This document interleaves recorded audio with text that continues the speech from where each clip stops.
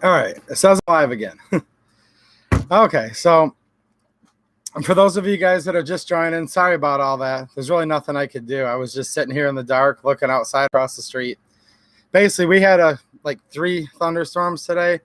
One of them was pretty bad, and it blew the neighbor across the street's drop line that gives him power to his house. And I had power all day, and just noticed just before I was getting ready to stream, all the DTE energy trucks rolled up, like a whole fleet of them. And I was thinking to myself, man, are they going to turn the power off? And I didn't think they would, because it's across the street and it's like a good distance away. But yeah, they cut the transformer to run a new power line. So that's what happened. So hopefully you guys can see me now. And for those of you that hung out and waited through, I appreciate it. I think I was down for probably at least a half hour or so. I know YouTube does this weird thing where if I don't shut down the stream properly, it just kind of keeps the chat up and it makes it look like the stream's going. I know that's just how they do it. So, and then when the power came back on, it took me a minute, for the internet modem and router and all that to reboot. And plus, like I was saying earlier in my first stream, or my first attempt at this stream, YouTube just did a bunch of changes, and they kind of changed the interface of the streaming portion of their website too. So I kind of fumbled around it a little bit. I don't know if you guys noticed this, but YouTube changed a lot. Like, changed quite a bit, actually, just in the last few days. They've changed it where when you're watching a video now, below it, the title's like in smaller font, and it shows the date next to it, where you used to have to hit the down arrow. And then as far as people's subscriber numbers, they've changed all that too. So if you have over 1,000, they round it like to the nearest 100, and they put it in like thousands, right? So it'll say like 1.49K. So yeah, they're doing a whole thing. I don't know the exact reasons why. I knew they were going to be doing some changes, but man, every time they do a change, they they mess with like the Creator Studio and how I actually get my streams up here, and it kind of makes it where I have to go back through and learn it again real quick before I go on. So you spy an ugly stick in the background. All right, I'm going to cover it up again. We don't want you guys to see too much, right? Yeah, there's one there. There's a couple more right next to me. Even though I wasn't like completely back on, I saw what Brastard762 said, and yeah, I'm going to be back. I'm enthusiastic about it. I'm going to be doing the SKS series, continue it on. I kind of took a little hiatus from it, not because I didn't want to as much as, geez, oh, Pete, right now, lately, guys, there's so much darn craziness and gun control and people control and just, it's literally crazy. Like, I wake up each day and read the news. I'm like, what country do I live in? You guys know what I'm talking about. So expect to see a lot of gun rights stuff on the channel, but I definitely look forward to doing, about once a week, another SKS video, because we went through the Russian variants, right? And I was just getting ready to introduce the Sino-Soviet Chinese. So these are the very first Chinese. Whereas if you guys go back, and we're all going to have to go back and watch the last video just to brush up because it's been so long. And I apologize about that, guys. But, I explained that these very last Sino-Soviet SKSs, or these very last letter series SKSs, rather, ended up becoming the very first Chinese. And you'll actually see some characteristics, which I'm going to show in my next couple videos, that it's hard to prove anything with the com block because they didn't keep records and they weren't real friendly with the Western, countries. So, but we can kind of conclude that some of these very latest Russian SKSs actually are the very first Chinese. So if you guys are interested in that and the whole transition, I have 3 very early Chinese SKSs here that I'll be showing soon. And I'll give you guys a sneak preview of those in a minute. So let me say hi to everyone that's here for round 2, because like I said earlier, this is the second attempt of the same stream. Cave Dave, glad to see you hung out, man. Mateo 1371. I was on the phone with Mateo. He was giving you guys some updates because at a certain point it was just, man, it's dark outside and I'm scared of the dark, and what do I do, So I called Mateo just to make sure I was okay. No, I was just waiting for him to install that new power line. Okay, and Cave Dave thinks Bastard's funny. I get it. I get it. You know, bad karma. My power line does it. You're right, though. My power line didn't even go down. The guy across the streets did. But we want the utility workers to be safe. So I understand why they had to turn off the whole transformer.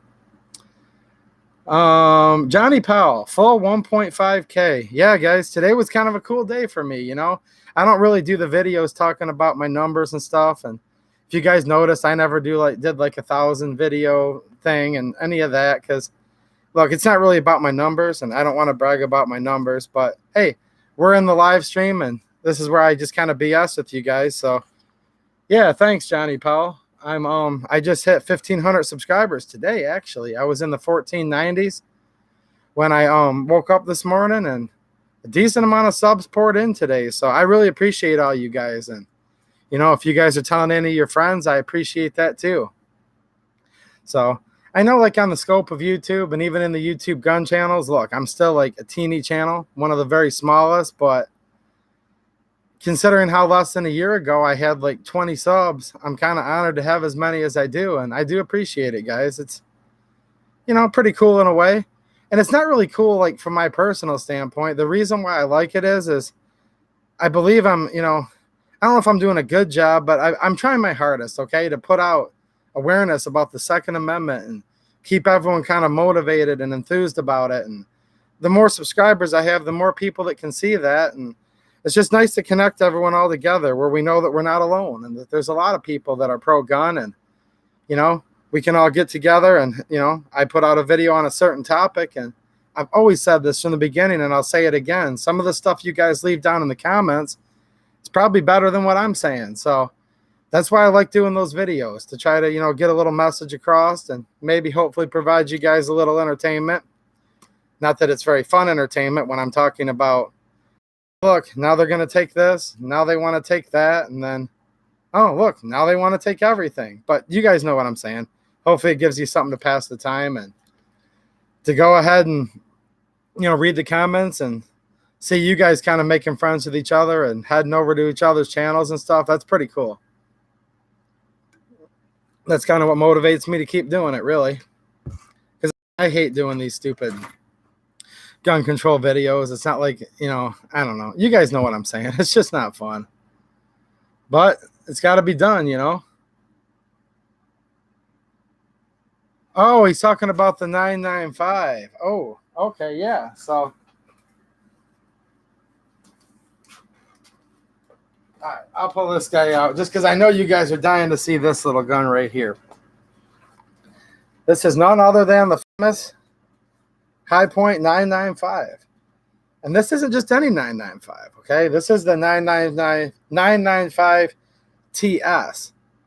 And TS is like an ultra secret, top secret code, right? Like, you have to be like military or former military to know what it stands for. But I know former military people, okay?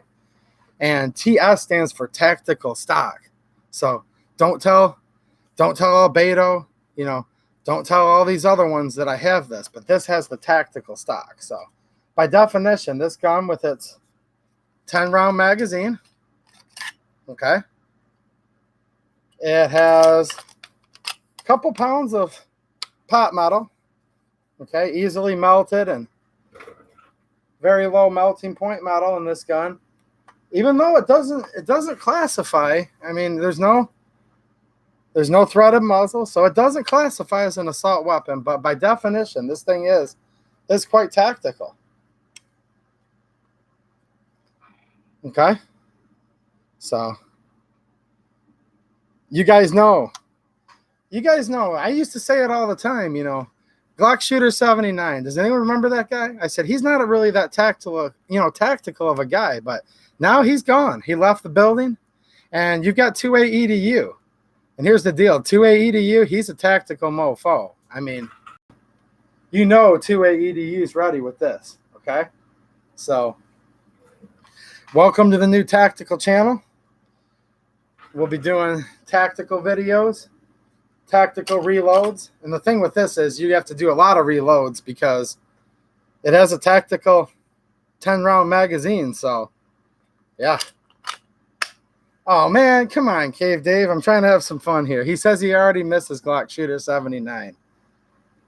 Look, he might show up again for another video, okay?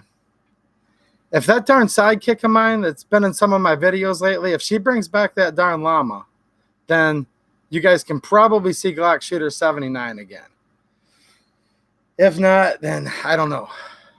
I don't know if we'll ever see him again or not. I don't know if you guys noticed this, but 2A EDU even got a new hat going on and got a haircut. But yeah, this is my little 995, and the reason I have it out is I was out shooting with a young lady that's just learning to shoot, and I thought this would be a perfect little gun, actually. So she was shooting this 9mm, no recoil. It does have the tactical spring stock in the back, which is kind of crazy because you have to push on it like with like 10 gauge type recoil, if not more, to get it to actually do anything. But hey, I guess it helps with that. It helps with that 9mm. Yeah, there we go. You guys can all blame Mateo, by the way, that I'm making you guys go through this because he kind of brought it up. So go ahead and give him a whole bunch of crap. But anyways, yeah, thanks, Johnny Powell.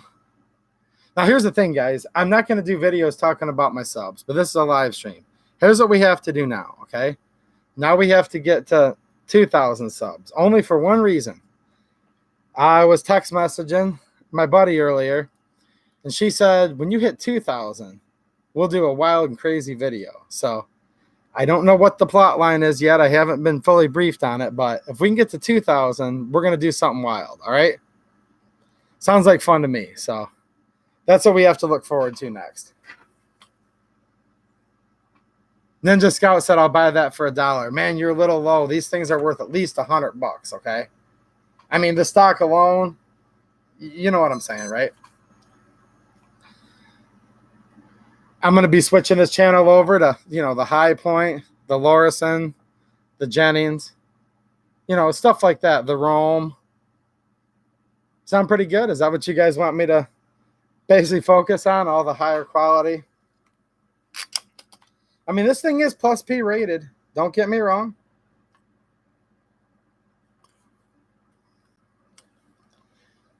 Let's see here. Beta will buy it back for $1. I'm sure he would. Johnny Powell. Let's see here. Certainly look to overtake. I'm not sure who that is. Never heard of him. Don't forget the Bryco. The Bryco. I think Bryco was part of the Jennings company at a certain point, weren't they? Or I'm not sure. William Clark, how's it going? I got the 40 cal. Makes a hell of a four-wheeler gun. Yeah? Hey, I have one of those too, but it's the JHP, the 45 cal, and I think it's the same size as the 40, so I hear you, man, on the 6-pound handgun. Here's the problem, though. I don't know if Orion Fixer's in the house tonight or not, but I know he's an Illinois guy. From what I understand, you can't have the high point handguns in Illinois because they melt too easy. So that was kind of my little joke earlier when I said this has a very low melting point, apparently. Now, in all honesty, guys, these guns are fun. Really. I have this one. I have the old original one. And like the futuristic, retro, goofy looking stock, like the Planet of the Apes, if you know what I'm saying, stock. I have the old original one too. And it's actually in a limited edition camo stock that High Point put out. Believe it or not. It's probably worth like $102 instead of just the standard 100 used. Now these guns are a couple $100 new. Maybe $230, $250 for a 9mm ish. Maybe up to $300, just depending where you buy it. And all jokes aside, I like their carbines. I like their carbines more than their pistols. There's just something about those High Point pistols. The main thing is it's got that stupid like metal, like sharp, sheet metal, and it serves as a safety and a takedown notch. Asterisk takedown notch. I'll explain that in a second. And it just rubs on the inner side of my thumb here. So even though the gun's like huge and it holds like 9 rounds or whatever, it still is not ergonomic somehow. That's kind of my beef with High Point. But if that's all you can afford and that's what you've got, I'm not knocking it either. I would never advocate for any, gun to disappear. That's just how I am. But yeah, not my favorite, There you go. Brastard said it best. The right to keep and bear arms unless it's made of Zamak. Yeah, that's true. That's true. Ninja Scout. How's it going, Ninja? Did I say hi to you yet? If not, well, I'll say hi now. Anyways, he says, me too, but broke after the VZ58. I hear you. You got one of the actual VZ58s, right? The checkpoint or check small arms, I guess they're called now. That's pretty cool. I have a couple VZ2008s, which are the Sentry guns. There's a little fix you can do to them to get rid of the gremlin, if you guys know what I'm talking about, but they're all right. I got them really, really cheap. Yeah, check small arms. That's cool, man. And then I have a couple parts kits too. The man you wish you were, no problem. I will shoot that High Point carbine. It's not a bad little shooter, to be honest. It really is a good gun to take somebody out that's never shot a long gun before, because it kind of gets them used to a little bit more of the rapport and muzzle blast of a little bit bigger round than a 22, but it doesn't kick any more than a 22. So yeah, I may take this out there and shoot it here this weekend. Who knows? It's just sitting here. I have like 10 guns lined up, by the way, guys, to go out and shoot and have some video footage to edit into my reviews on those guns like I've been trying to do lately. I don't know. What do you guys think of that? Like forever, I never did any shooting videos just because, just kind of getting into doing the YouTube thing. But I've been doing a little more shooting lately. Do you guys like that? I mean, I'm kind of having fun doing it. It does cost me a little extra to do. So any of you guys that are supporting me on Patreon, I really do appreciate it, guys. I really do. Because here's the deal. When I do these like political or type, videos, decent amount of the time they monetize it. Now I don't get paid much. It's literally like pennies per video, right? But it adds up to something like slowly but surely, like $1 a day or something, right? But here's the problem. And that they do demonetize a lot of those too. Like the one I ripped on Walmart, my most views I've had in the last month, of course, they demonetized that instantly. Even though I didn't do anything wrong, I didn't violate any terms. But here's the problem. I've realized this. If I take a gun apart, so go back to my little Beretta 81 video, demonetized just because I field stripped the stupid thing. And it's technically in their terms of service. I mean, it's not a violation of YouTube's policy. It's just not suitable. So if I do a gun review and I take it apart for you, demonetized, won't get 1 penny. And then here's the real problem. I go out to shoot. That costs me money, time, etc. Obviously, ammo costs, gas money, whatever, right? But what pisses me off is they demonetize anything that I shoot with, unless it's literally like that double barrel shotgun video I did the other day, that 10 gauge. They gave me monetization on that, so I'll get to make I think I've made like 7 cents on it so far. But yeah, it just sucks, It's like you try to do better content that actually costs you money, and basically anything that YouTube considers to be, in their vague terms, some kind of assault weapon, which is literally anything but a double barrel shotgun, they won't pay me 1 penny. So it kind of sucks. The stuff that costs me the most, I have to spend more out of pocket for because they demonetize. You guys get it. All right, I'll stop ranting about YouTube, but that's why I do, again, one last time, if any of you guys are in here, I really do appreciate you guys that are helping me out. There's like 5 of you, and because I am spending money out of my own pocket for the channel, and YouTube does not like it. They don't approve. But whatever. I mean, I could do all this on Gunstreamer where I have like 27 subs and get like 5 views per video the first day. So you guys know why it's good to be on here. At least we can reach new people, and even you guys, most of you guys basically just come on here, and I don't blame you. I don't. A lot of those other sites, they're kind of hard to use. Stuff's kind of messed up. A lot of times low video resolution. So I get it. It's tough. And the man you wish you were, that's what I was getting at. We do need another type of YouTube, but man, it's going to be really, really hard to replicate YouTube. I mean, there's just so many billions and billions of people on here, and these other sites, there's just not many people there, but I totally understand the spirit of what you're saying, and I'm all for it. I really, really am. I'm hoping one of these, you know, gun sites that does, you know, videos, I'm really hoping that eventually there'll be a lot of people on there. Because if it was, then I'd be right over there. And I am on the other ones. Don't get me wrong. It's just there's not really a whole lot of people there to talk to.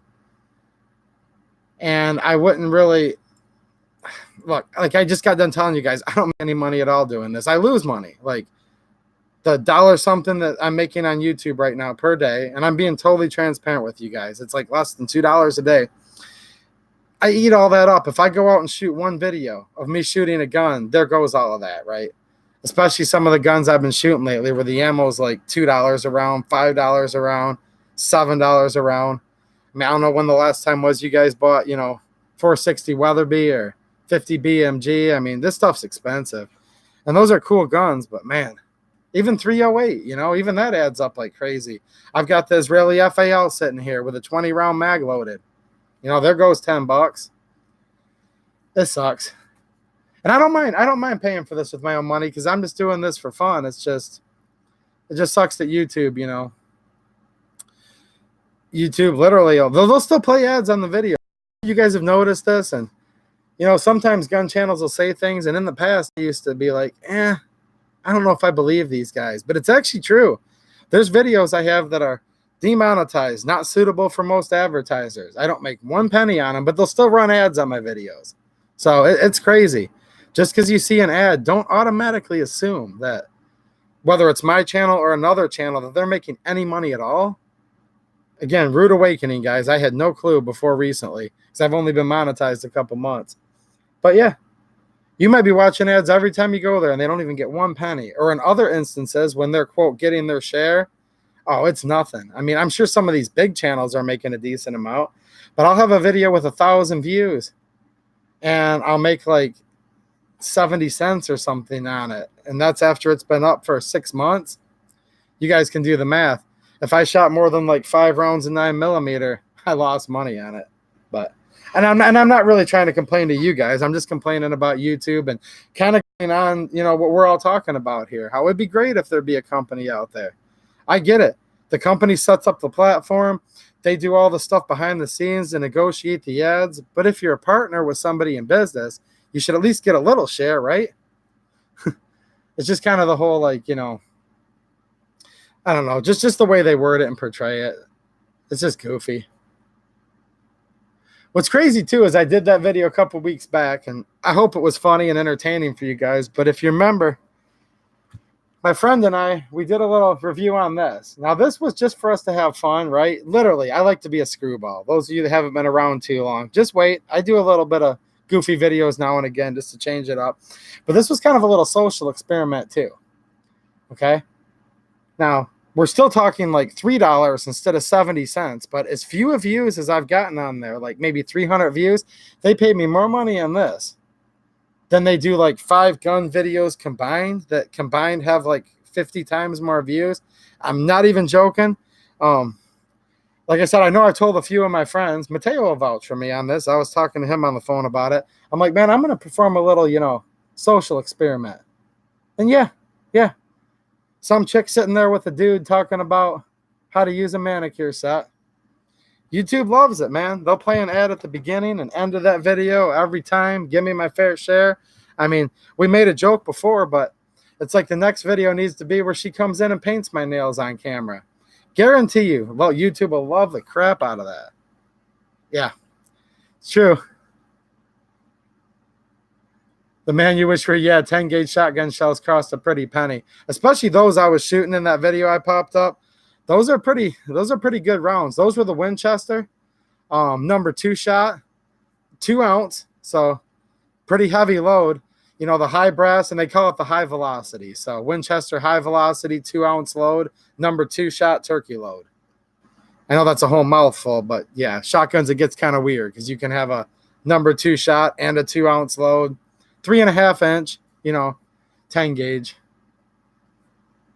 You can reload them, but that's still not allowed to throw in there just to reload them. And then 10 gauge wads aren't cheap. And then, you know, decent amount of powder. There you go, Mateo. That's exactly what I'm getting at. Imagine how much they will love you when I turn when when I do trans videos of makeup tutorials and sewing. Is that what you guys want the channel to turn into, by the way? I mean, if that's what everyone would like, we could probably get this channel to like 2,000, 5,000, 100,000 subs in a year. And he'll be the plot line. Like literally, I'll sit in here with my vape and hack up along and talk about that. And I'll have, different helpers, different various, women and stuff I know come in here. We'll have Ray come in and, paint my nails and put a wig on me and do eyeliner and, all that kind of stuff, So if that's what you guys want, let me know, because this channel will get huge, like so quick, okay? The soap making and vaping channel, there you go. Here's the funny part, though. I do make soap. That's true. Once it gets a little cooler, because when my soap is sitting there and it's curing, I don't want it to be this hot because this area isn't air conditioned and it won't cure right. So I got to wait until probably late November, early December, and I'll be making my soap for the year. So we might do some soap making live streams and, stuff like that. So, yeah. But what about the makeup and stuff? Is that what we all want? Because like I said, YouTube seems to think that's what everybody wants, okay? They really do. There you go, Brastard. I just have to walk over to his house after the stream. He's just down the street from me, okay? I'm going to walk over there, and he's going to loan me his antique purses to do a video on. One's from 1918. See what I'm saying? Cave Dave says, I'm banned from Patreon because of a mistake my wife made. Oh, speaking of which, a couple of you guys had asked me about Subscribestar. And I went over there and checked them out, and I just got my Subscribestar verified. So if anyone is against Patreon for whatever reason, or Patreon's against you, I do have a Subscribestar account. If you go to my main channel page, you'll notice I have like that black with that little designs across the top. And you'll notice 3 little icons in the right. One's GlockShooter79.com. Another sneak preview, guys. That website's going to be changing soon to a EDU website. So that's one thing I'm kind of excited about. And then the other 2 little icons to the right, one's Subscribestar and one's Patreon. So I do have a Subscribestar. A lot of guys in the gun community said that was kind of the preferred one or whatever. I don't know. But yeah. I do have that. So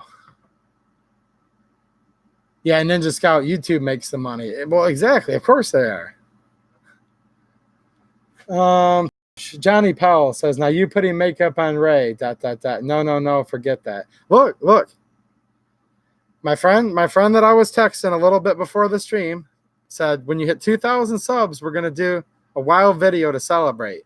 And I'm not going to give any names, but let's just say this, Johnny Powell. The person that said that, and this is their words, not mine, that they're going to do a wild video with me. Their name starts with an R and it ends in an E. So I don't want to name drop or anything, but we'll do something special for 2,000, okay? I got to put this thing back, guys. I mean, I'm strong, but I'm not this freaking strong. How long can I hold this thing? I just noticed I'm wasting my batteries over here. Give me a second. I got to turn off my battery-powered lanterns from when it was dark a minute ago. All right, cool. Oh, I know what I was getting. See, I keep getting distracted, guys. I was going to go on a bunch of political rants tonight, but don't worry. If that's what you were here for, you're going to get plenty of those videos in the next week. I'm just going to hang out for a little bit because that power outage messed me up, and I don't even remember what gun control is anymore. No, I still remember. I just don't feel like going on any crazy political rants right now because it's getting kind of late, and just have fun for a few more minutes here. I'm going to show you guys my soap.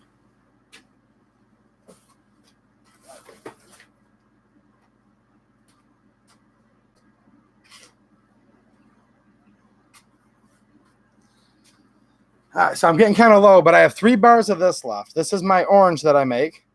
This is all natural. It's all my own recipe. I literally developed the oil blends totally on my own. It's made all from, vegetable type oils, okay? And the coloring in here is mica powder, so it's like a mineral. So there's no artificial color in this.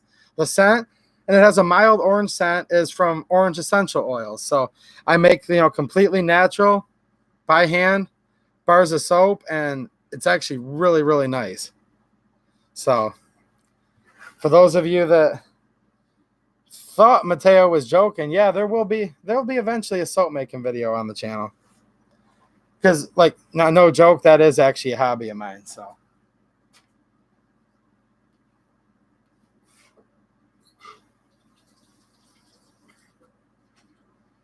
all right, now my hands are all clean.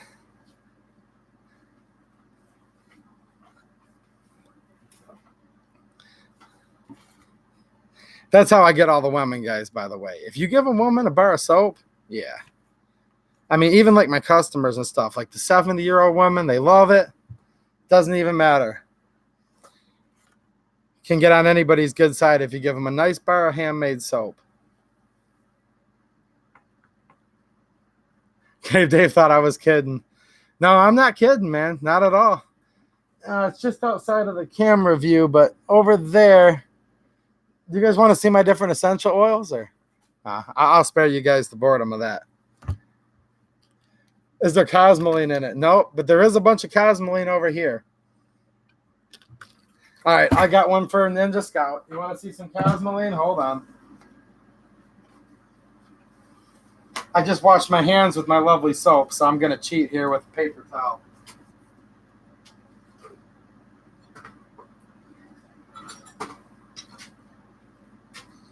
Now, I know none of you guys are going to know what this is because the series that I was doing on these kind of went on the hiatus. Nobody knows what this gun this goes to, but here's some cosmoline. This goes out to Ninja Scout, and hopefully you guys enjoy it because cosmoline can be a beautiful thing, right? So there you go. Is that enough for you, man? I mean, how many other live streams by request will just literally give you whatever you want? Like if you want cosmoline, we got cosmoline, okay? So I hope you guys appreciate what I do for you, okay? I really do.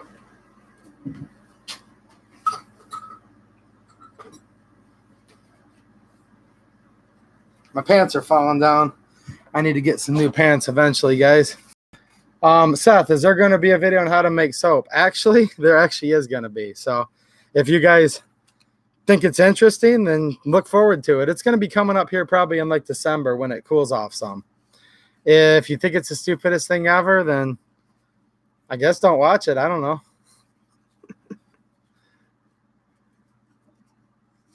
Cool, man. No, that's cool. Yeah, I mean, it's kind of crazy. If you guys, yeah, I'm subscribed to a few soap making channels, believe it or not. And I messed around, and like I said, I have several recipes. One of them's my favorite one. And that's what I just showed you back there, that orange soap. That's what I use. Let me check back here at the comments and see. Eric Q, how's it going, man? Nice to see you.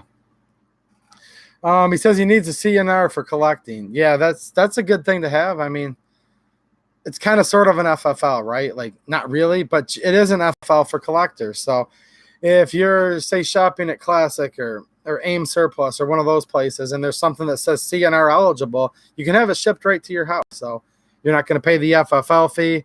You're not going to have to make that special trip to the gun shop. Now, you do have to keep records and a log book and all that kind of stuff. So there's a little trade-off. It adds a little hassle. From what I understand, the ATF reserves the right to either come to your home to look at your collection, or you can take the guns to their office to talk about it if they need to. Again, I'm not a lawyer or nothing, but from what I understand, that's how that works. But some guys I know that have CNRs, they've never actually had to do such a thing with them, so I don't think it's that common. But you are kind of sort of under a little bit more scrutiny because you're kind of sort of an FFL, right? Do any of you guys have a CNR out there? Maybe you guys can help fill him in, but I think I know kind of how it works.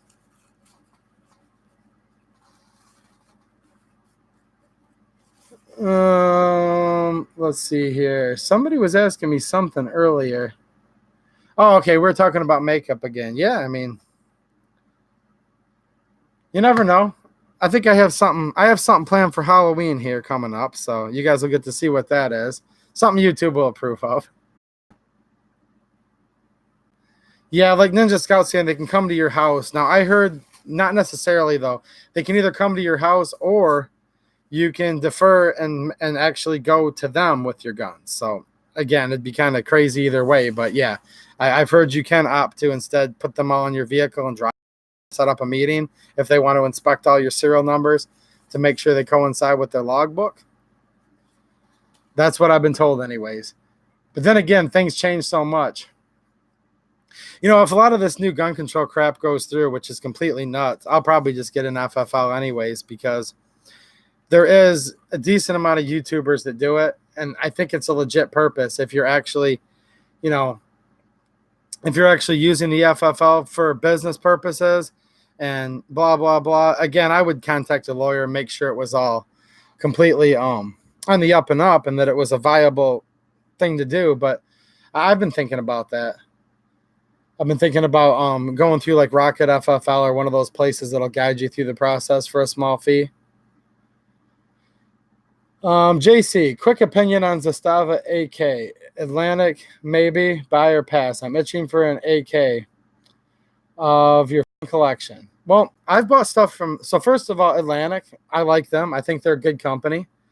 Zastava is usually pretty good. Now, I don't have any of the new Zastava USAs because most of them are kind of just rehashes of some of their older stuff.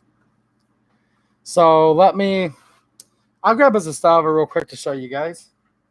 I have a few of them.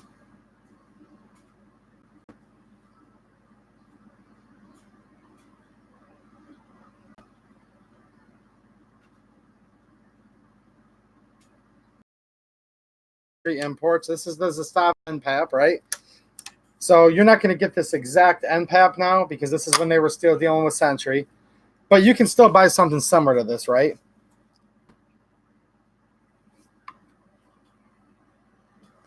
YouTube just said your connection is unstable. Please wait while we try reconnecting. Does that look goofy to you guys?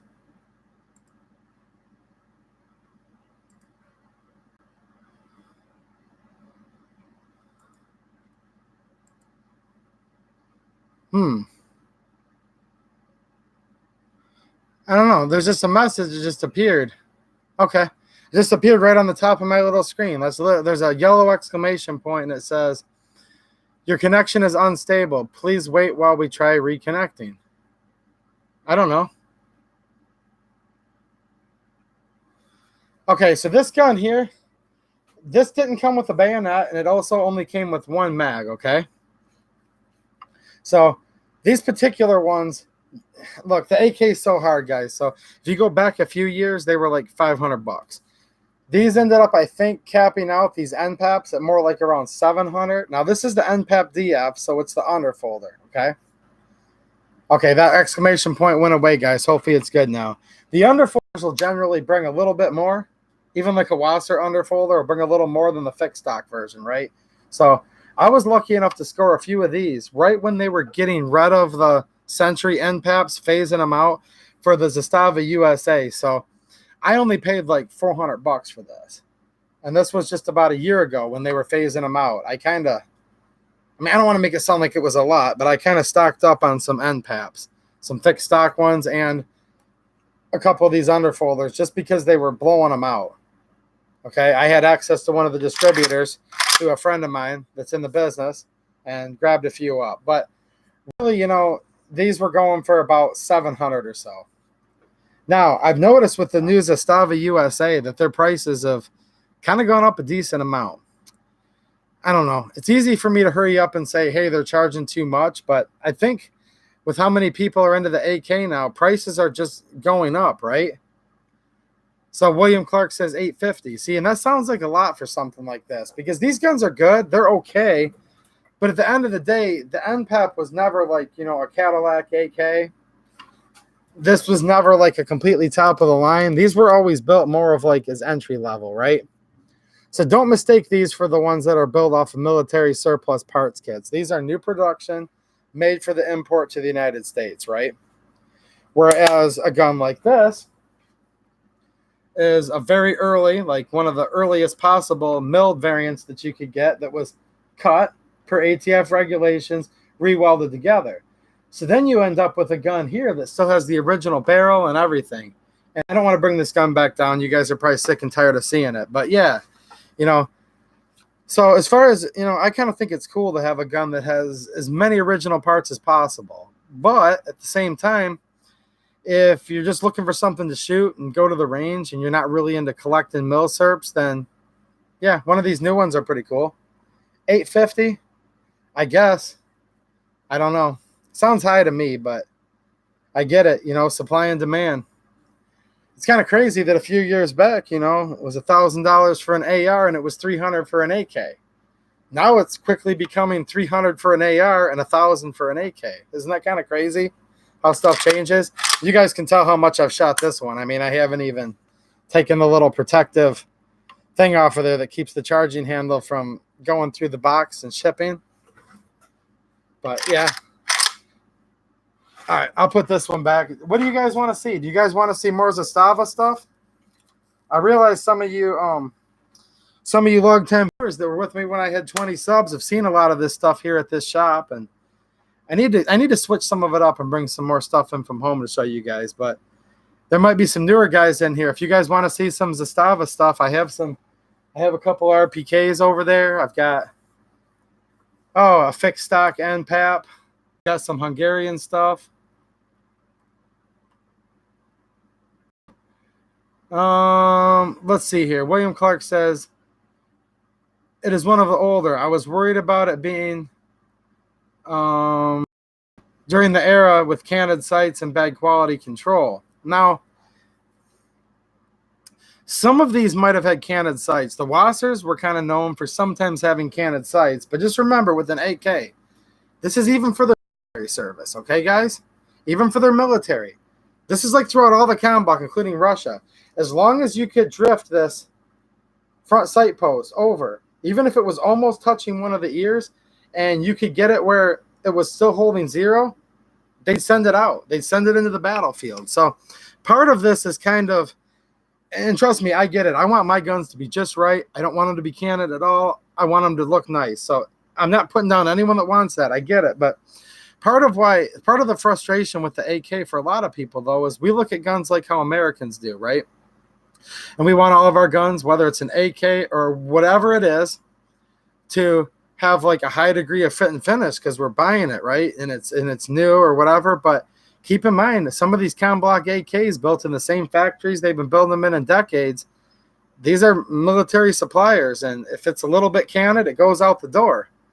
And that's kind of what the AK is all about. So now, with all that said, let me make another disclaimer here. Century Arms and others have been known to completely butcher AKs and do anything terrible you could even possibly think of. So I'm not cutting them slack. They've screwed up a lot of stuff on their kit builds and doing some of the 922R compliance and conversions, and, you know, opening the mag wells out. So yeah, when you factor in the fact that the AK is already kind of a little bit of a rough and rugged and crude weapon to begin with, and then Century Arms, and as the old saying goes, their monkeys get a hold of it, that's where we've had certain models that have had problems in the past. But I just did a video a few weeks ago with a Wasser in it, and those are some of the ones that had some of the worst cants and this and that to them. But whenever I bought a Wasser, even back in the day when they were $299, right? And they did used to come with a bayonet and 2 mags back then, by the way. I would still go through, and before I would buy one, I would look at it and still line it up to make sure it was pretty good. Now, if I had to drift the sight post a little bit, okay, but I don't want my front sight post touching the right ear of the, you know, the protective ear on the block there. So, yeah. Century has screwed up a build, perish the thought. So, let me see here. Yeah, some of the parts sometimes are made crooked, and if you line them up, they won't shoot straight. Right, but just remember what the AK was. It was never a DMR. It was never a sniper rifle. Fire superiority, right? Which has been the doctrine of war for quite a while for many of the standard troops. So they still kind of serve their purpose. At least the way I understand it. What these weapons were actually designed to do and what a lot of their purposes were. Which upper are we looking at here? Eric Q wants to know, did I receive that upper from PSA? There's quite a few uppers in the shop right now. Okay, so I saw here Chinese, okay, and anything Polish and Hungarian. All right, hold on one second.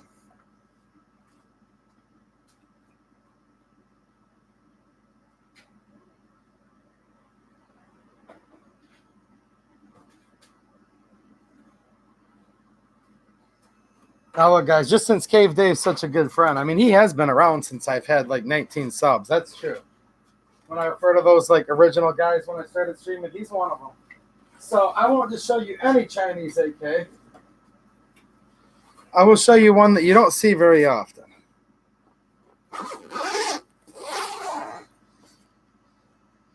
This is,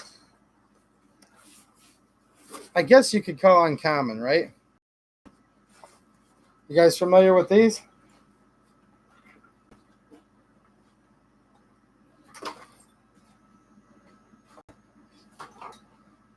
Let me see if I got a Chinese mag sitting around here. Hold on one second. There we go. Now I know for a fact this is Chinese, guys. You know how I know? Like, look. Funny, this is Chinese, okay? And I'll give you guys a hint. Not that it has the flat back, because, yeah, that alone would make us know. But I can literally prove it. Check this out. Do you guys remember when they used to ship these in and they used to have the made in China on the side? Any of these I have that still have the stickers on them, I just leave them on there just because. So that's how we can prove this is a Chinese mag. This is one of my favorite rifles, if you will. I don't like to brag, but this one's kind of, you know, part of my prize collection, if you will. And this is not a conversion, guys. This is the real deal. This is an original, what we call pre-ban. And for those of you guys that aren't big into AKs, there's like pre-94 ban, which I don't really consider to be pre-ban, but some people still go by that because some of the states out there still have gun laws restrictive from the 94 assault weapons ban. So you can't have an AK unless it was made before 94. Well, when I say pre-ban, I'm talking pre-1989. George Bush, the Republican president, signed a law that said no more imports of weapons of war and assault weapons, right? Assault rifles specifically. So they basically, ever since then, any gun from another country, an import, has to have a bunch of USA parts. Well, this is a true pre-89 pre-ban. So every last part on this is Chinese. Okay? I know you guys wouldn't anyways, but you can call the ATF on me right now and say, you know, 2A EDU. Well, no, tell him Glock Shooter 79 because he's harder to find nowadays. Has a Chinese gun he's showing us that has 0 American parts. And I don't really believe in 922R anyways, guys. But even Section 922R and all that does not apply to this whatsoever in any form. And I don't know why it won't focus on here, but I'm trying to show you guys the... There we go. AKS 762. Cal 762 by 39 millimeter semi-auto. It's funny because on these old Chinese guns, they always felt the need to put semi-auto on the side. Because these are in the early days of them importing AKs, and they kind of sort of didn't know what they could get by with at the time. So they were putting extra stuff on it just to make sure that people knew that these were semi-auto and stuff like that, because I know we kind of laugh now at it, but there was really no precedent for it at all back then. And they just wanted to make sure that nobody could ever mistake this for a machine gun, even though all of us know that obviously, since it's lacking one of the pins, that it couldn't be. But hey, they just wanted to make sure, Mr. Kang. And this was imported by the famous KFS. These are the same ones that imported my Legend and a lot of the other famous, you know, Chinese guns. This is probably where the most of the cool stuff came through, is this KFS out of Atlanta, Georgia. So yeah, I'm doing a video on this gun really soon, by the way, guys. It's been on my list, and then crazy amounts of gun control every day happen. Side folder. They call this the Bakelite side folder, right? It's got the phenolic resin, sometimes called Bakelite, handguards, grip. This isn't just a polymer. I don't know if you guys can hear that, but this is actually like so-called Bakelite. Same thing with the panels here. But yeah, side folding. It has a threaded muzzle. This is just a protective muzzle, not on here, which if you guys are familiar with the Chinese, they did tend to issue, even for their military, muzzle nuts on most of their rifles. You'll see some with sugar scoops now and again, but the muzzle nut was generally pretty standard issue just to protect the threads. So, and this is how this gun came into the country here. You can see it's got the Chinese chrome line and cold hammer forged barrel. Made from an interesting factory, the 416 factory. I don't know if you guys are familiar with that. Let's see if I can cross my fingers and hold my breath and get this thing to focus on the trunnion there. There we go. Factory 416, PS 87. So this gun was brought in 1987. So 1987 would put this as a pretty early gun as far as being brought into the country. And from what I understand, Mr. Kang had, now there's different numbers out there, but consensus is no more than a couple hundred of these. So these were never very common. So if you figure 30, what? About 30 years ago or so, these were brought in, a couple hundred total.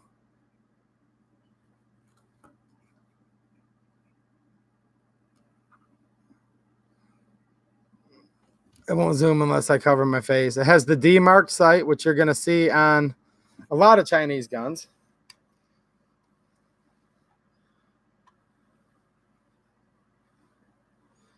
Johnny Paul, is it the same resin as the SKS Jungle Stock?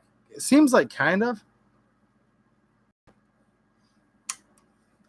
Good night, Mateo. I know you've had a bad day, man. Take it easy. Glad you could join us while you could.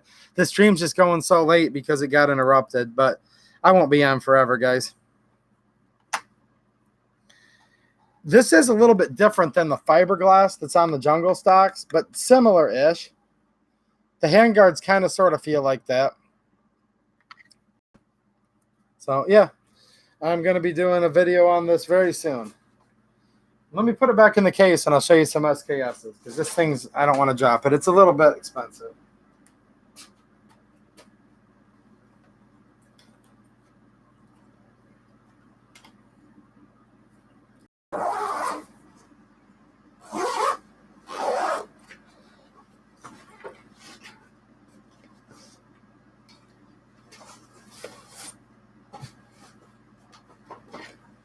All right.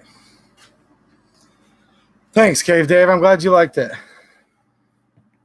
The man you wish you were, yeah, the good old days. And Bradster brings up a good point. Never forget all the Chinese orphans that starved because of the Chinese import ban. There you go. I'm sure that definitely put a lot of families out of work, even at the meager communist wages they did make, I guess. Even if you're working for food rations, you know, yeah, it sucks. The whole thing sucks.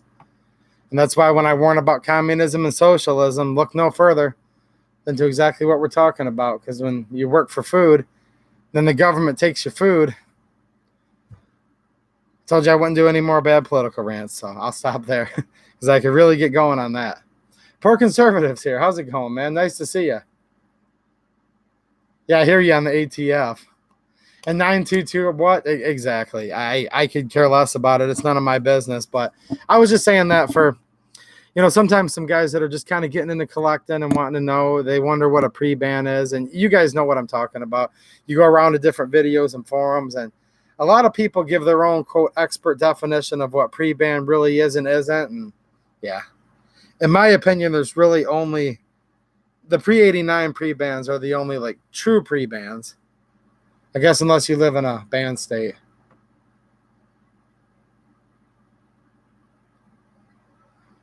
Johnny Paul saying the original PAP was horrible. Single stack bolt, chewed up front trunnion and rails. Again, I've heard some really bad things about some of them too. I get it. That's why I said, like, if they're going for like $850, I don't know. If that's just what they're worth nowadays, maybe, but That was a thing back in the day, you know, when you could get an AK for $300. Yeah, you wanted it to be good because $300 was still a lot of money, especially back then. But you didn't freak out quite as much if something wasn't quite right. Whereas if nowadays you're spending $800, $900, $1,000, it better be pretty much good to go, guaranteed, right, for that kind of money, because that's a lot of money. So I think that's what's happened is now everything kind of waxes and wanes. You know, like I said, ARs, and we're talking totally entry level, guys. I get it. If you're using good components and all of that, then you can still spend well over $1,000. But you can get a cheap AR right now for $300, and like the cheapest AK I think you can get is around $700, maybe like $600 for one of the USA made ones from Palmetto. But it's crazy how the roles have reversed. And then eventually people get into AKs so much that they'll probably get tired of them and the price will drop on those again. Or hopefully there's not any kind of crazy legislation that makes the prices on all this skyrocket, because that's the last thing we need, right? And I lived through an assault weapons ban. I remember it.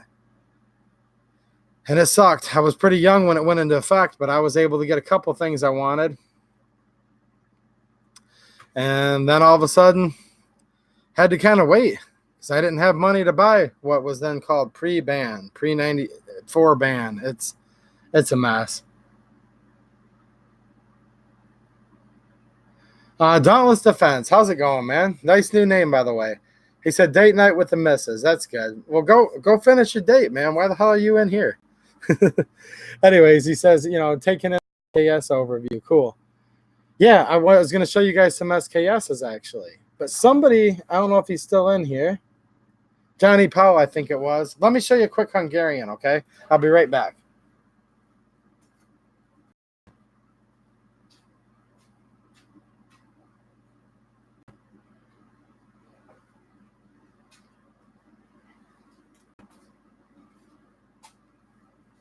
So you guys have probably heard of the Hungarian AK-63Ds before, right? Those are the underfolding stock. Just give me 1 second. I got one of those here too. Why not? So here's your Hungarian AK-63D. Okay. Stamped AKM style. Now, since it's Hungarian, it has a few features that are kind of like a Chinese as far as the vented gas tubes and all that. But yeah, this is their underfolding AK-63D.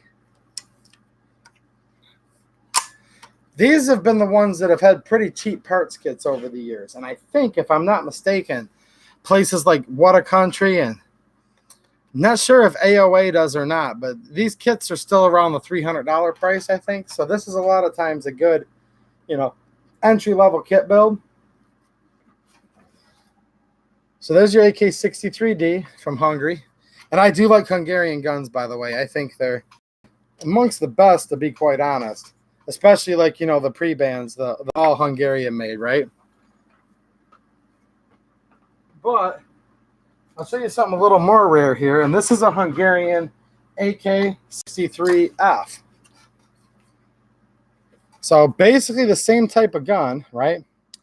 Except for it has a fixed stock. And believe it or not, the underfolders are much, much, much more prevalent. Like you can buy those kits for, I think still today, for about $300 or so. These AK-63F kits, I've not seen any on the market since like at least 5, 6, 7 years ago. So this is one of the little bit older kits that was brought into the country back when you could still have an original barrel. So this does have the original Hungarian cold hammer forged and chrome line barrel. This is before the new regulations and restrictions were put in place where they make them cut the barrels up now, right? So, yeah, an AK-63F. This gun's mostly Hungarian. It has the correct selector markings, so it's got the classic, you know, the 1 and then the infinity symbol. That's the mark that Hungary always used on its AKs. For full auto, was just simply infinity, you know, pull down the trigger until it's empty, right? Pretty self-explanatory. But yeah, I don't know if you guys find this interesting or not, but an AK-63F can be a little bit hard to come by, at least nowadays. I'm not trying to say that it's like anything to brag about or super rare necessarily. It just seems that they made like 10 times more of the AK-63D kits, you know, or imported more rather. And I think even in Hungary, they made a lot more of the underfolders than they did the fixed stock. But maybe my camera will zoom in on this. I don't know. You guys can maybe see the end of that barrel. Like I said, it's the original chrome line. And if I can get a gun, even if it's not a pre-band, but it's a kit build, and I can have the original barrel, that's always a plus. I really, really will pay a significant amount more money to get the original barrel, right? So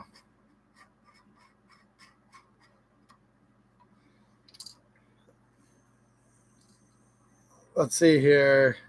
Cave Dave says I paid $300 for my AMD 65 and my Egyptian, but it went up from there. Yep. The Egyptians were always cheap ones too. I've got a all right, let me put this back. Too many AKs around me right now.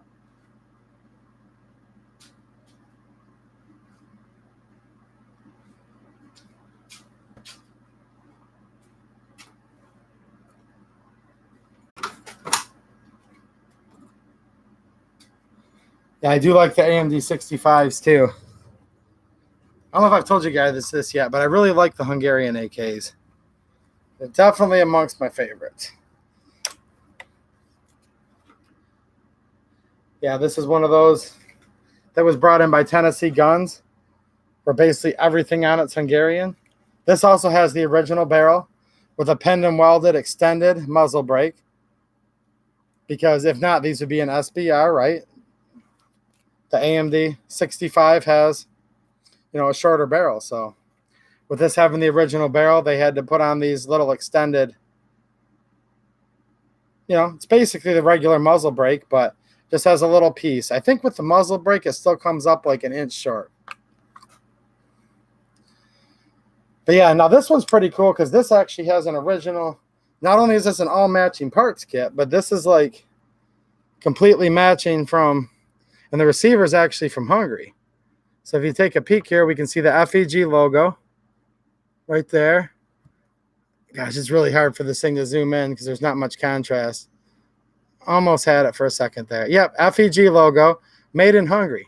So this one has all, you know, the Hungarian original military surplus parts kits with indeed a actual Hungarian made before they stopped making AKs at the FEG factory. This has one of those older receivers on it. This is a pretty cool gun. I had a friend who has a popular YouTube channel and also owns a gun shop. I told him I wanted one of these, and he kept his eye open, and he came through for me. So if you guys ever see these Tennessee Guns builds, these are the real deal. They're about as close to a real, authentic AMD 65 that you can legally own here, unless you're a, you know, SOT or you're a manufacturer of machine guns and all that. Obviously, you could get something a little closer, but for the regular people, yeah, it's mostly all Hungarian. Poor Conservative had to step away. He's got more important stuff than AKs, guys, like ARs. Hey, he's not an AR guy, but man, I still like it that you come in here, Poor Conservative. And you know I'm kind of an AR guy too, just enough where we can still be buddies, right? Like, there's obviously a little tension going on here, but we can hang out just a little bit because I cross over into the AR just enough to be cool with you. So that's cool, Cave Dave. Yeah, these are neat, aren't they? Kind of a little piece of history, to be honest. The man you wish you were. What type of AK was your first? I don't have it here, but it's actually a Chinese Mac 90. These are what we call ban era guns. So after the ban by George Bush in '89, so from 1990 to 1994, China brought in like sporting versions of the weapons, right? Which is not much different than how the Wassers and the Paps and all that are brought in now. The only difference is they just kept them in the thumbhole stocks, no threaded muzzle. Back then, you didn't have to have a single stack mag well. They would just ship it with a little 5-round mag, you know?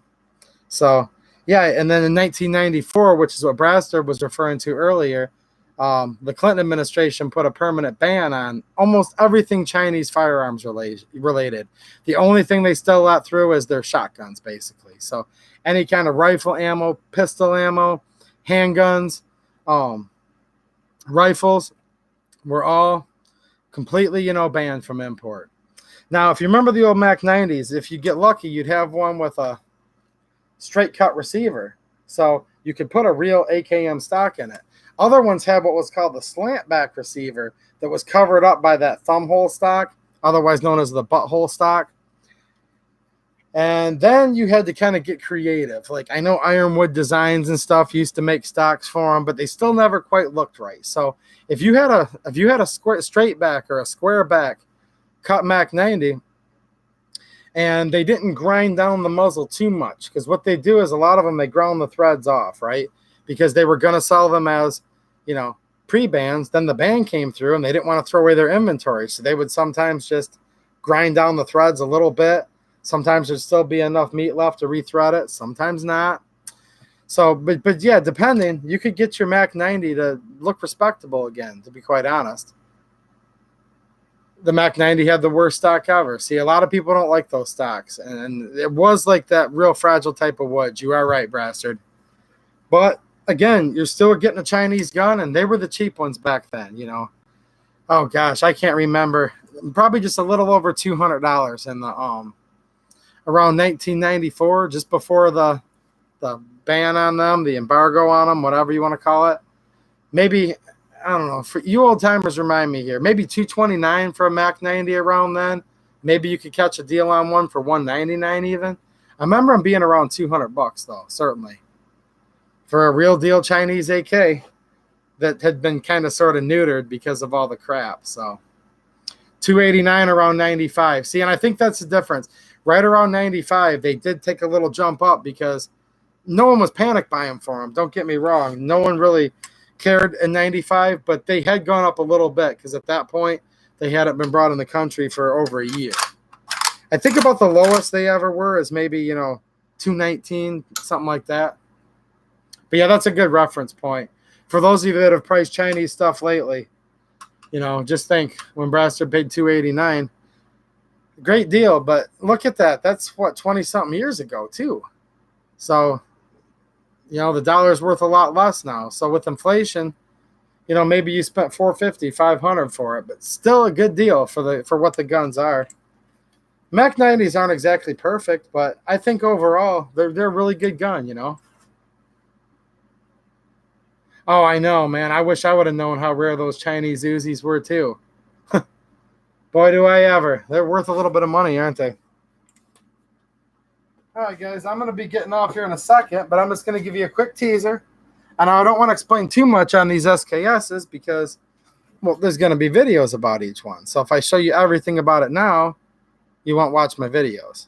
And then you won't watch my videos, and you won't tell your friends about the channel, and then we can't get to 2,000, which apparently something wild's going to occur when we do. So you guys get the point. So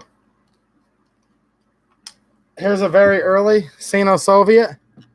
I like this one, guys. This one's in like perfect shape. Like, I've been collecting these. My first SKS was bought in the early 90s, and I've been collecting them ever since.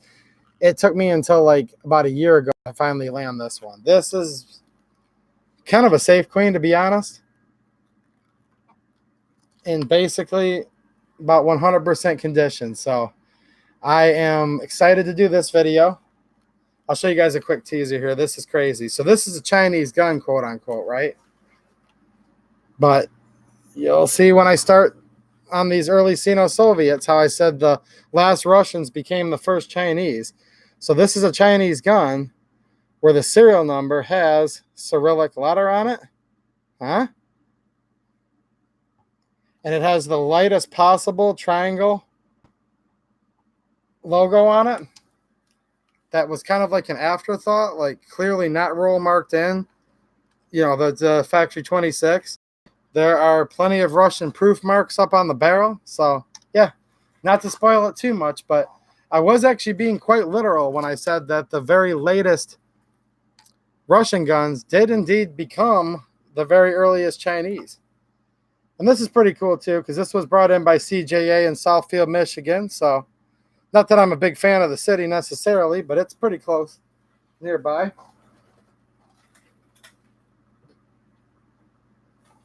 I have another. You're going to notice all of these early SKSs have bayonets. Now, they did those until about 9 million serial numbers. So you can get a blade on your SKS, a blade bayonet, all the way up to like 1965.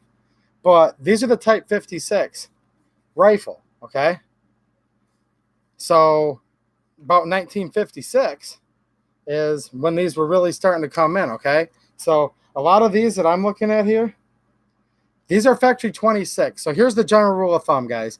You take the millions mark on there, okay? And you add that to 1956, and that's the year. So if you have one that's 1 million, rifle number 1,000,001, that would have been the first rifle in 1957, okay? Well, if you have a serial number that is smaller than 1 million, that tells you it was, and it's a factory 26, which is what their main military arsenal was in China, right? For the Jiangxi arsenal. I'm sure I'm not pronouncing that right because I don't speak Chinese, but something like that, arsenal. Factory 26 made almost all the military ones. So with these being factory 26, we can date them. And we can further date them, like what period in that year they were, because we're going to see things like I said, Cyrillic letters in the serial number, Russian proofs on the barrel, hint, hint, wink, wink. Okay. And this is another one. Now, on the true Chinese-made guns, you don't see any type of Cyrillic letters or English letters. It would be Chinese symbols, right? And then just numbers. No letters, though. So here's another one, a very early one. This one's no queen. This is one that was used, no doubt, in combat, probably by several countries since the Chinese owned it. Well used, but still a nice example. And we are going to notice again that this has a serial number that is in the exact format that the Russians used with the very, very light factory 26. So this is obviously another 1956, and not just a 56, but like a very, very early one before the Chinese really even started doing their own roll markings.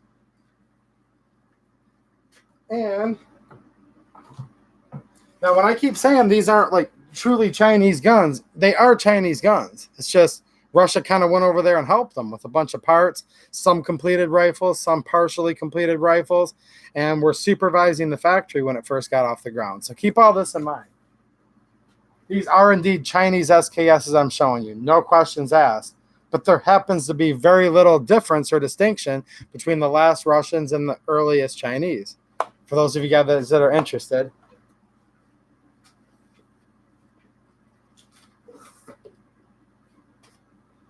So now we have another one here.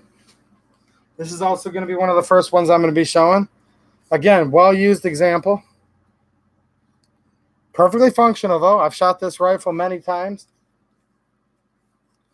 You can see plenty of patina, nicks, gouges, etc. Okay.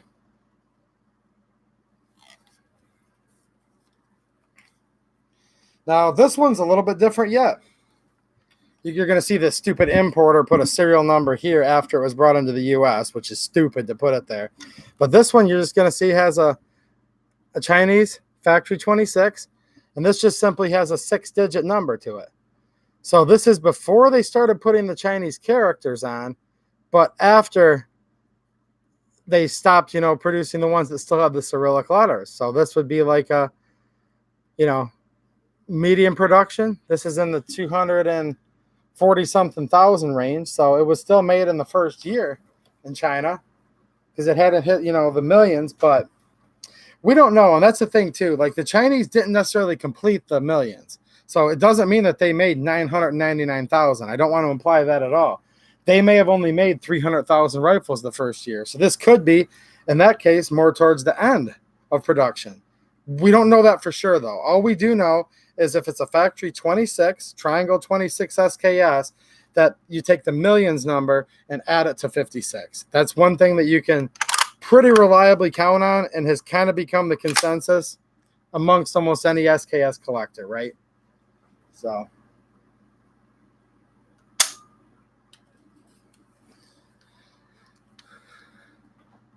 hey, Matt Morrison, how's it going? I'm just getting ready to check out here. My stream's going really late because the first one got messed up due to a power outage, but hopefully this one turned out all right, you know.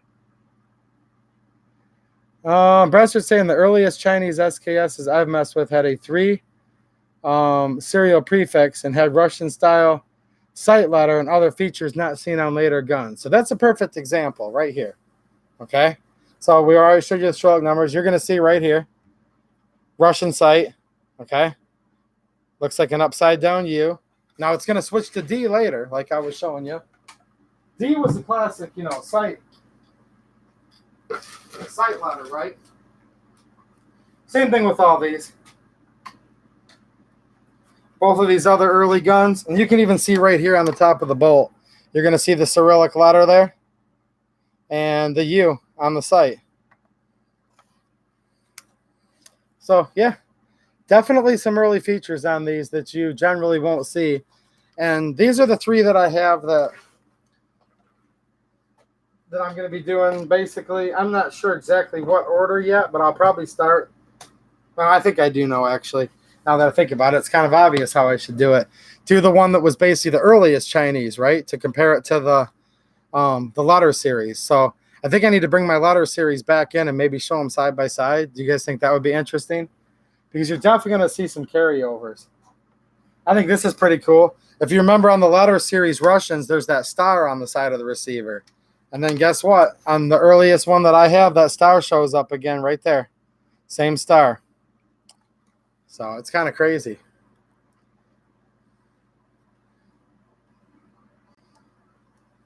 The safety is definitely knurled. To answer your question, I don't know if my camera, I think you can see it there, right? On this one too, yes, sir. Let's see the one that's, I presume, a little bit later in 1956. And yes, it's knurled on that one too. Yep. Yep, it does have the knurling on it. I have a very late SKS here. You know, basically produced for import, you know, export rather, from China's perspective to the U.S. And like Brastard noted, I don't know if it'll pick it up here, but smooth safety lever. Now these are interesting because just as I told you, a lot of times they have the D on the rear sight. Not necessarily. Some of them do have the 3, and I have several SKSs with the 3 on there, okay? So when you start getting to some of the more like rarer arsenals and whatnot, now this is a new gun. Basically, this was made, well, that shows you how old I'm getting. I'm sorry, guys. Yeah, this is a new gun, and it's like 27 years old. But yeah, this was made in 1993, so just a year before Clinton banned these. So this shows that they were making new production guns. Now you notice there's no triangle or any of that. The triangle 26s are the ones where we add the millions to 56. This was just a straight up made for export, and the Chinese made this gun brand new in 1993 for import. And while the Mac 90 stocks are very uncomfortable, like Brastard said earlier, this stock is actually rather comfortable. Don't mistake this for a Mac 90 stock, even though it kind of looks like it. This is an SKS Sporter stock, and it's actually quite comfortable and quite stable to shoot from. So I will definitely not knock this stock at all. I know it looks kind of goofy, guys. It doesn't have that cool look, but it's really nice stock. This gun itself, I haven't actually shot, but I have another one with this same exact setup that I have, and it's awesome. And oh, by the way, it takes AK mags. This is not a conversion that I did. This is the factory, you know, factory AK mag conversion. So sometimes these can be called SKSDs. Now the SKSDs, the old Navy arms, sometimes it's a little tricky to get it in there. There we go. Those were the pre-89 bands. So they did make a limited amount of SKSDs by Navy arms that actually do not have the thumb hole stock and have bayonets and all that. And to give you guys another spoiler for the patient ones, as we go on further in the SKS series, I do have one of those rare Navy Arms versions that I will be showing. So you guys will see that eventually if you're into the AK Mag SKS variants. All right.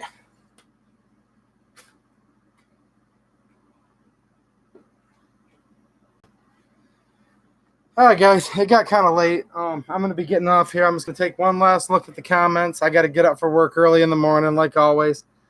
And it's really hot. We had another kind of heat wave come through here. Got used to the 60s for a week or two there, and back up in the 90 or so, something like that. So let me just real quick here see what's going on, see if you guys had any last-minute questions.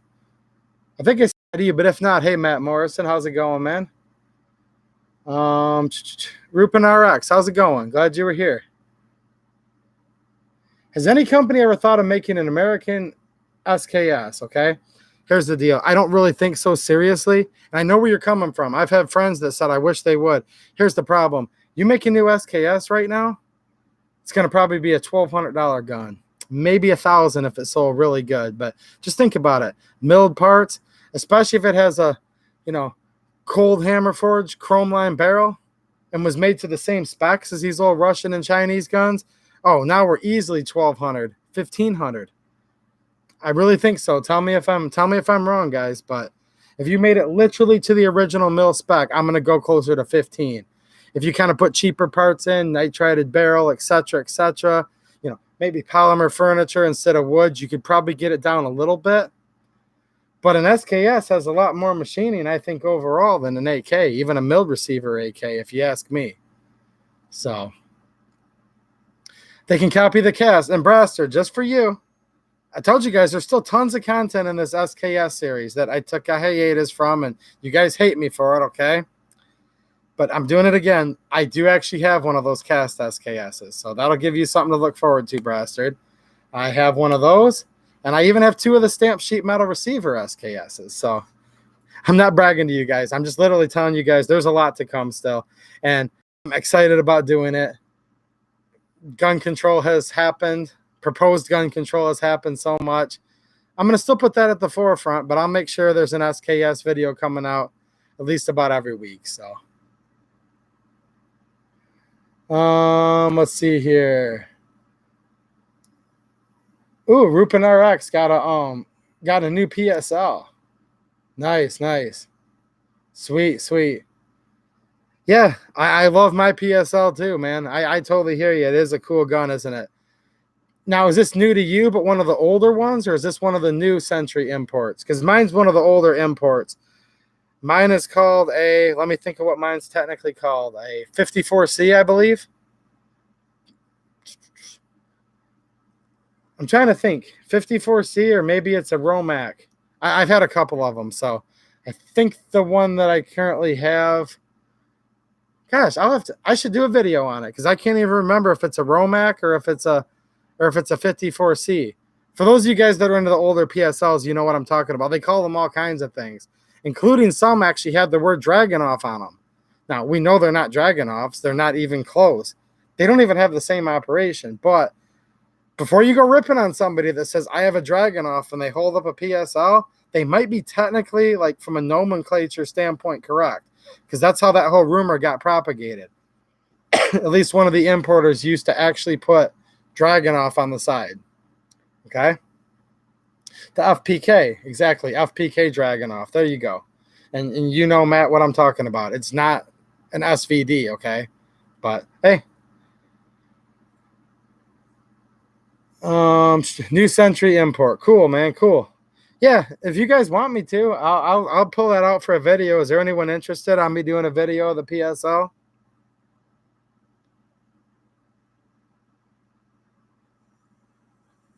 $223 SKS. What are you guys starting here? Azo Pete's. Let me tell you guys something here, okay? We don't need a 223 SKS here, okay? 223 AK, Now, why the heck would YouTube do this? This is stupid. It literally just blocked this comment from the man you wish you were. Here's his exact comment, guys. Comma, comma, comma. Thanks, Bastard, for that info, period. Really? Hey, this happens. Rupin RX would be interested in the video. So there we go. If one person wants to see it, that would be okay, Seth. All right, I'll put that in the lineup. I do have a couple AKs here. I have the one AK I showed you guys briefly coming out real soon, the AKS 762 Bakelite side folder. Patreon supporter asked for that one. That's coming out soon. Another Patreon supporter wanted to see a Hakeem, so I've got one of those ready to go for a video. And another Patreon supporter wanted to see the some Russian optics. So I'll do a little review of the optics and probably put it on one of my AKs. So yeah. Except the 50 black powder one.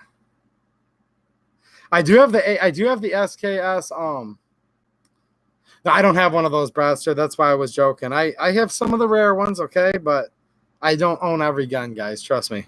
Sounds like I own more than I do, probably. I actually don't own any guns. Did you guys know that?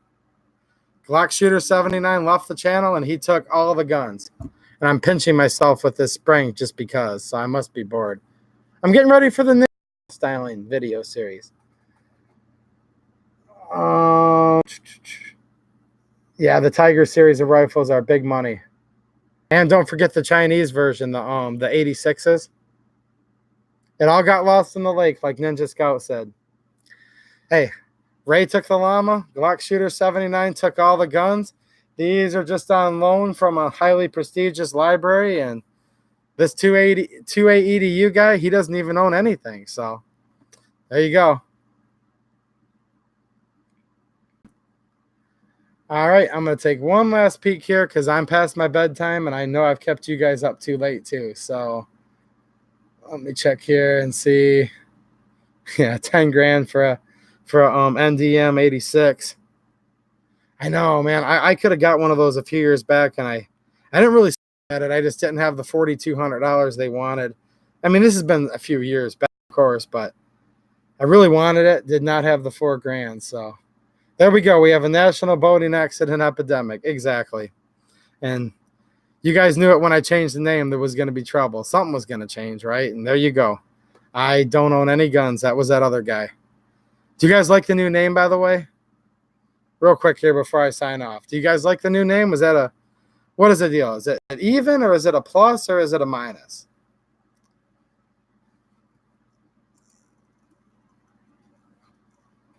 And just taking a quick peek here. Rupin RX says it's a plus. Cool. Chinese Type 56 AK is the official AK of the Navy SEALs. I guess I could be a Navy SEAL. I got a 56 right over here, actually. Not a 56S, but an actual 56. So there you go. Cool. I appreciate it, guys. I was just wondering, you know. I appreciate that, Ninja Scout. I really do. And for those of you joining late, I said on the earlier stream, but I just passed 1,500 subs today, guys. I really appreciate it. I thank all of you guys for subbing, for watching the videos. And I really do. It means a lot to me. I know I'm still in the bottom 1/10 of 1% of YouTube channels, but 1,500 is a lot for me. And thanks, guys. Thanks a lot. Especially those of you know that have been here a while and that are name dropping. That's freaking awesome. I'm trying to do a lot to get the word on gun rights out there, guys. So I'm not trying to get bigger for my own purposes, but the more people that see these videos and can spread it to their friends, I'm hoping we can, you know, stand a better chance. So, yeah. And then Cave Dave, somebody always has to kill the buzz. He says, I don't know you anymore. Oh, man. Tough. I don't believe you, though. All right, guys, I'm going to sign off. It's getting late. Sorry about the power interruption. There's nothing I could do about it, but we got an hour and a half in here, so that's cool. And just like Ninja Scout said, the more we can stand together, the better. All right, guys, I'm going to sign off. Hopefully the stream was, like I said, okay, considering it was started off as a disaster. But plenty more videos to come this week. Gun rights, SKS, AK, all of that stuff. So, all right, guys, Dauntless Defense. Say good night, Gracie. All right, guys, I'll talk to you later. Thanks for watching. and have a good one.